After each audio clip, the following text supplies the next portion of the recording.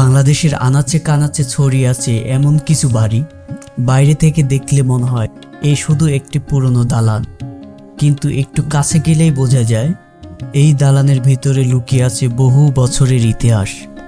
নরসিংদীর পলাশ উপজেলার ভাঙ্গা এলাকায় দাঁড়িয়ে থাকা এমনই এক ঐতিহাসিক স্থাপনা লক্ষণ শাহর জমিদার বাড়ি।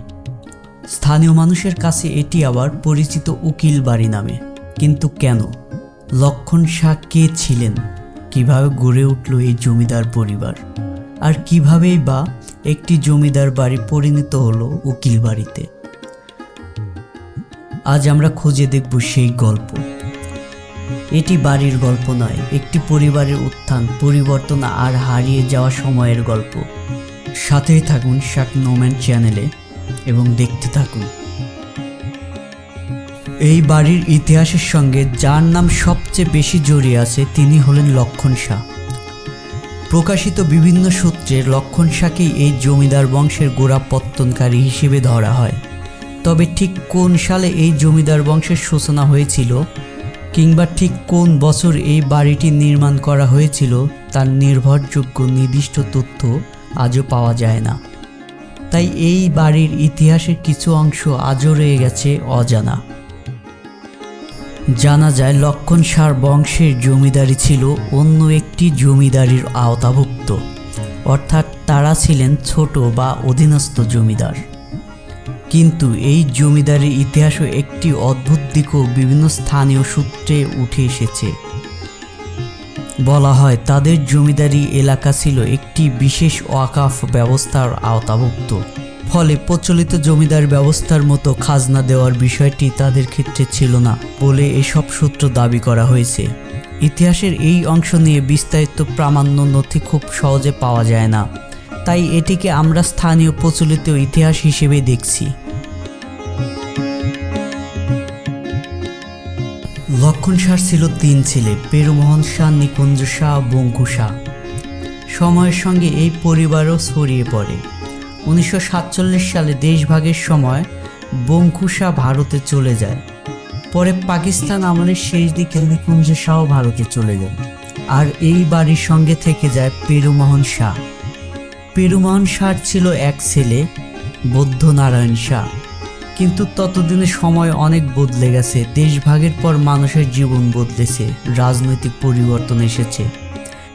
আর 1947 সালের স্বাধীনতার পর এই অঞ্চলের ইতিহাসও এসেছে নতুন অধ্যায়।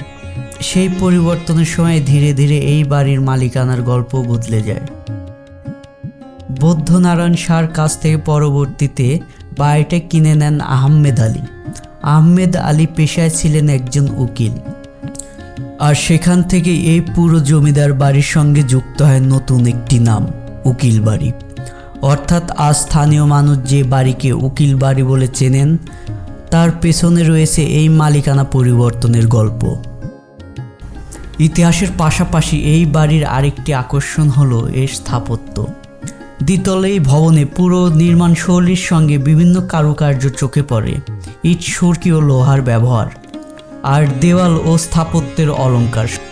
সব মিলিয়ে এই বাড়িটি আজও তার পুরনো সময়ের ছাপ ধরে রেখেছে। এই বাড়িটিতে রয়েছে মোট 24টি কক্ষ। ভাবুন তো, একসময় এই বাড়ির প্রতিটি ঘরে কত মানুষের আনাগোনা ছিল, কত গল্প, কত সিদ্ধান্ত, কত উৎসব আর কত স্মৃতি। আজ সব কিছুই যেন এই নীরব দেওয়ালের মাঝে আটকে আছে।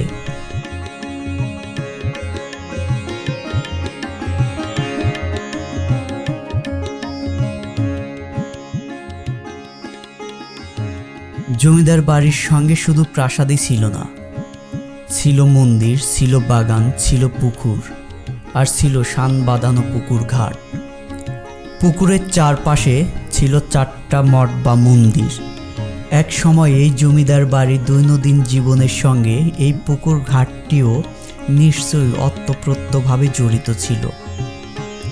আর সেই ঘাটের দিকে তাকালে মনে হয় সময় চলে গেছে, কিন্তু তার চিহ্নগুলো এখনো রয়ে গেছে।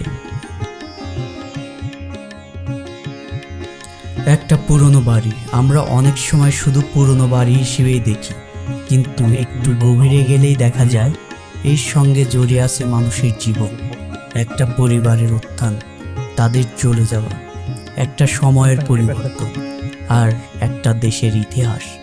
লক্ষণ শাহর জমিদার বাড়ি তার ব্যতিক্রম নয়। হয়তো এই বাড়ির সবচেয়ে বড় গল্প জমিদারি নয়, সবচেয়ে বড় গল্প হলো সময়। সময় একদিন মানুষকে ক্ষমতা দেয়, আবার সেই সময়ই ক্ষমতা কেড়ে নেয়। প্রাসাদ তৈরি হয়, আবার সেই প্রাসাদ ধ্বংস হয়। মানুষ চলে যায়, কিন্তু তার রেখে যাওয়া ইতিহাস থেকে যায়।